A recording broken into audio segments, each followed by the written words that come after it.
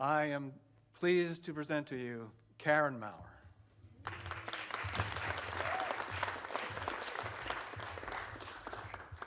Thank you very much. Well, this is the first public performance I'm doing since my father died in the beginning of March, so I would like to dedicate this story to Franklin J. Childs, a man who loved to hear the sound of his own voice, and a man who loved to laugh, and a man who told amazingly quick, fast, right-off-the-cuff stories just to keep us amused. So thanks, Dad, and I hope you're listening. There are lots of animals in folklore, a lot of them. How many of you have heard stories with bears in them? Yeah, I see some hands go up. How about wolves? Especially big bad wolves, yeah. How about pigs? Have you heard stories with pigs in them? Yeah. And mice. Mice are everywhere, and they're in all the stories and all the folklore, but how about squirrels? Have you heard many stories with squirrels in them? Well, that's a story I have not heard. So later, at the break, you tell me that story, because I would like to hear the squirrel and the acorn.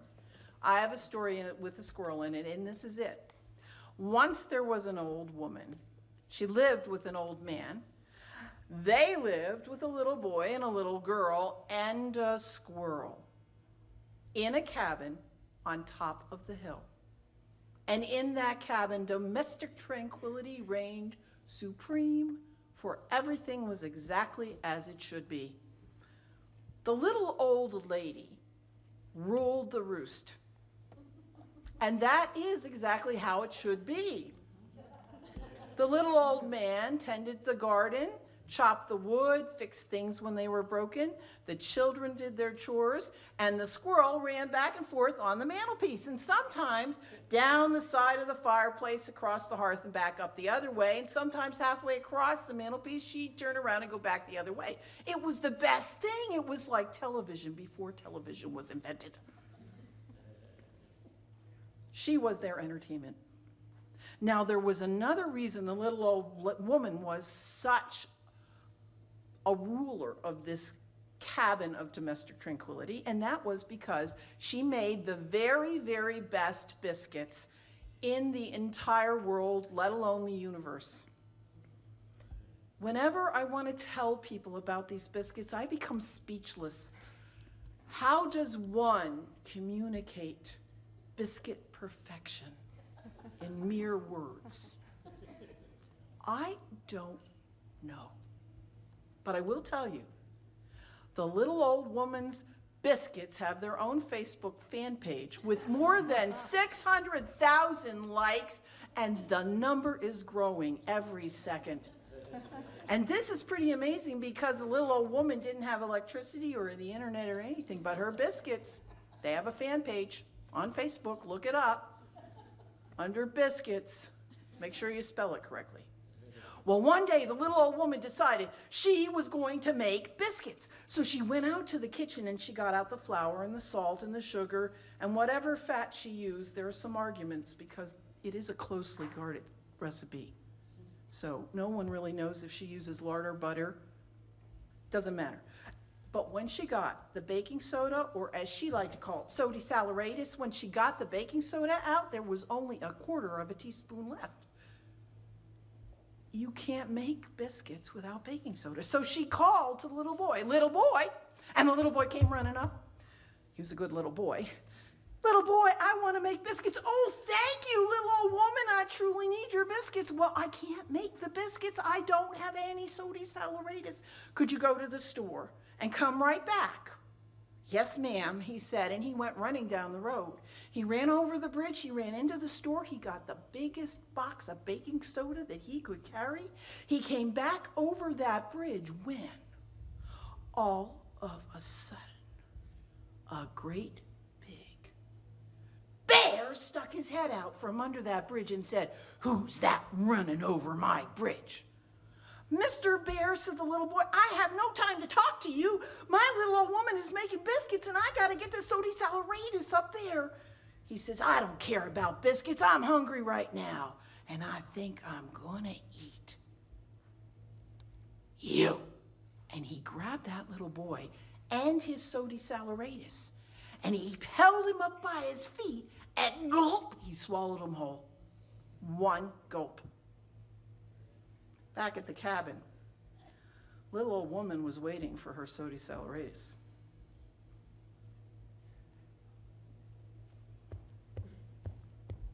She had cleaned off the table. She had her biscuit sheets sitting there. The oven was heating up.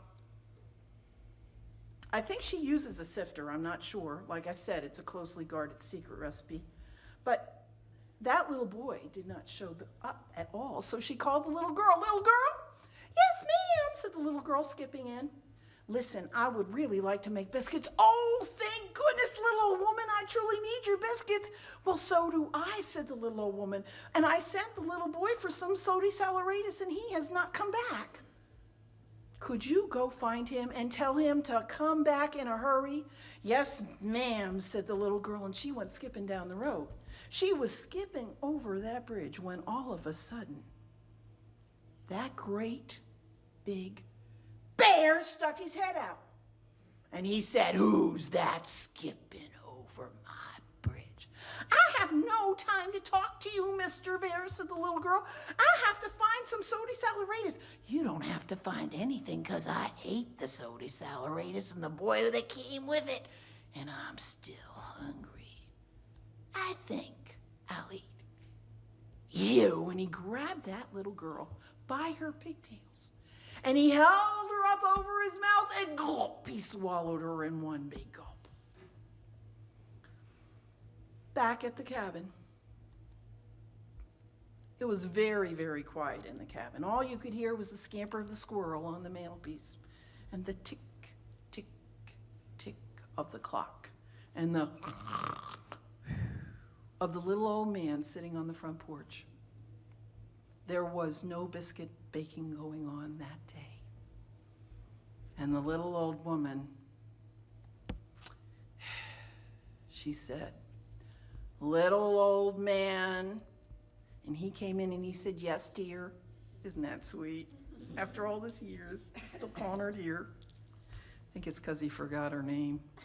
But anyway, he said, "Yes, dear." And she said, "Listen, I would like to make biscuits this afternoon." "Oh, thank heavens, little old woman," he said.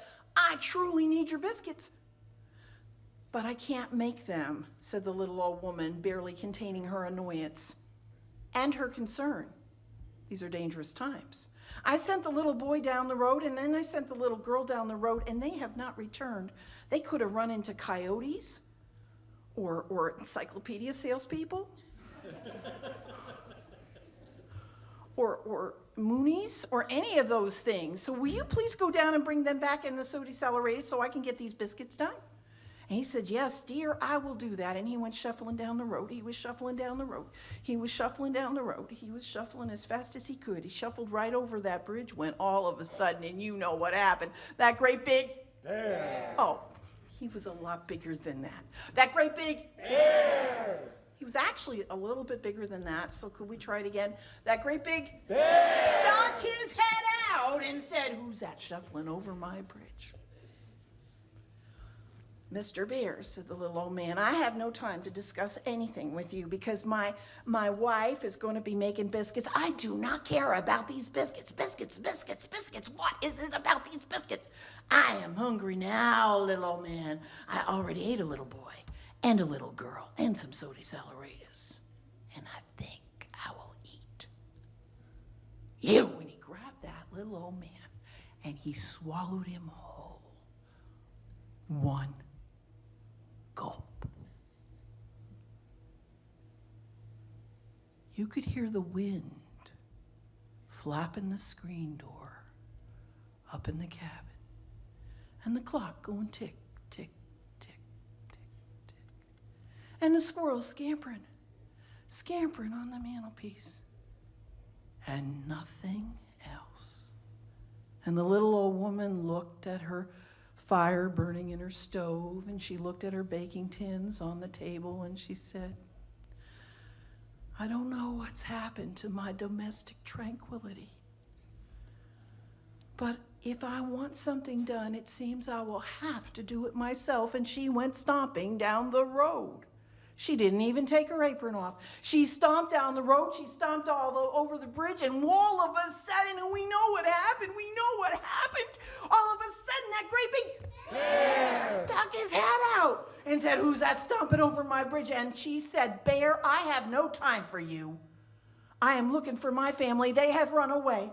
I am looking for a little boy. I ate him. I'm looking for a little girl. I ate her. I'm looking for an old man. I ate him. I'm looking for some Sody Sallyratus. Yep, that too. And I'm still hungry. I can't make biscuits. I don't care about your biscuits," said the bear. "I'm going to eat you." And he grabbed that little old woman, stringy as she was, and swallowed her in one gulp. Okay.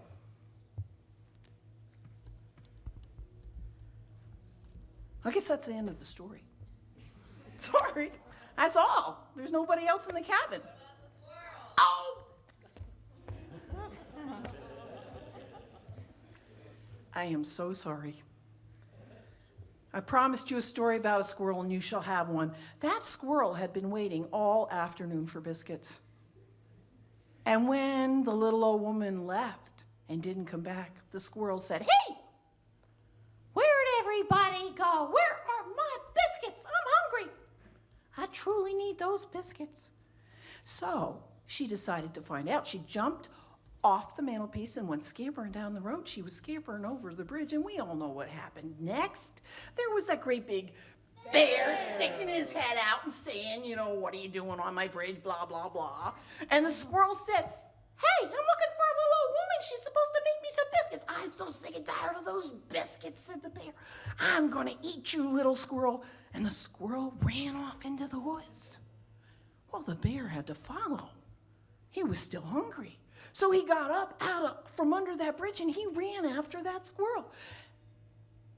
He was almost ready to put his great big bear paw right down on that squirrel when all of a sudden she jumped into a tree and started climbing higher. Well, this bear was no slouch at tree climbing, so he started climbing after her, and she went higher and higher, and he went higher and higher. And she went all the way up to the very top, and then she climbed out on the branch. And he went all the way to the very top, and then he climbed out on the branch. And then she jumped into the other tree, and then he heard a snap. Uh-oh. And he fell down, smack on the ground, burst wide open, and out rolled the little old woman, the little old man, the little girl, the little boy, and he was still holding the Sody Sallyratus. Well, the little old woman, she made sure her whole family was all right. "You all right?" She brushed herself off. She looked at that bear with that big gash in his stomach. She pulled out her needle and her thread. She sewed him up all neat and tidy. She slapped him a couple times over his big bear face. And when he opened his eyes, she said, "Mr. Bear, if you are so gall-dang hungry, why don't you just come home and have some biscuits?" And so that's what they did. She made so many biscuits that day, and she ate at least 15. And little old man, he ate 27. And the little girl ate 32. And the little boy ate 41. And the bear ate 90. But that squirrel, she ate 114 biscuits, and that is no lie. And that is the story of Sody Sallyratus. Thank you very much. Oh, wait. I forgot to tell you that domestic tranquility was restored, and they lived happily ever after. Thank you.